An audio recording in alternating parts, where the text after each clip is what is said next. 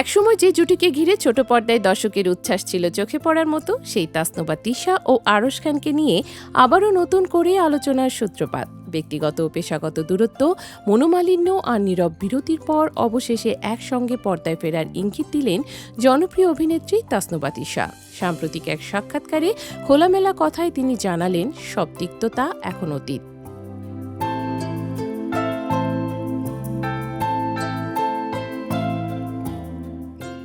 ছোট পর্দার নিয়মিত দর্শকদের কাছে তিশা আরশ জুটি নতুন কিছু নয়। একসময় একের পর এক নাটকে একসঙ্গে কাজ করে ব্যাপক প্রশংসা কুড়িয়েছিলেন তারা।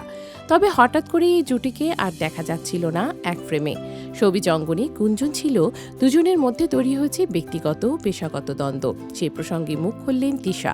তিনি বলেন, আমি দেশের যেখানেই যাই না কেন মানুষ আরশের কথা জিজ্ঞেস করে। এটা প্রমাণ করে দর্শক আমাদের জুটিকে কতটা ভালোবেসেছে।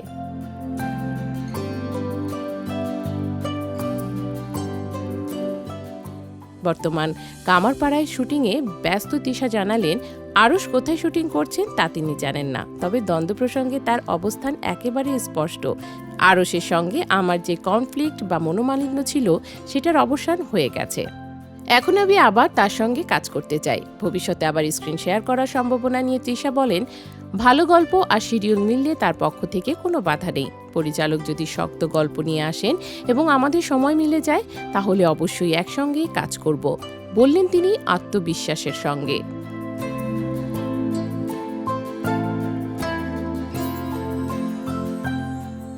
তবে এই জুটি ভাঙার কারণও লুকাননি তিশা। তার ভাষায়, আরশের সঙ্গে অল্প সময়ের মধ্যে অনেক কাজ করেছি। দর্শক পছন্দ করলেও একসঙ্গে ধারাবাহিকভাবে কাজ করতে গেলে কখনো কখনো বোঝাপড়ার ঘাটতি তৈরি হয়। অতিরিক্ত কাজের চাপ আর তাল মিলের সমস্যার কারণেই তিনি নিজেই কিছুটা বিরতি নিয়েছিলেন। তার মতে, কোনো জুটি যদি সমস্যার ভেতরে দিয়ে যায় তাহলে ভালো কাজ করা সম্ভব নয়। তাই সময় নিয়ে নতুন করে শুরু করাটাই ছিল সঠিক সিদ্ধান্ত। বিদায়ী বছর নিয়েও ব্যক্তিগত অনুভূতির কথা জানান এই অভিনেত্রী। 2025 সালকে তিনি বর্ণনা করেছেন টিকে থাকার বছর হিসেবে। তিশা বলেন, এই বছরটা আমার জন্য কোনো মতে বেঁচে ফেরা বা সারভাইভ করার মতোই ছিল। নানা চড়াই উতরাই পেরিয়ে সামনে এগিয়ে যাওয়াটাই ছিল তার বড় অর্জন।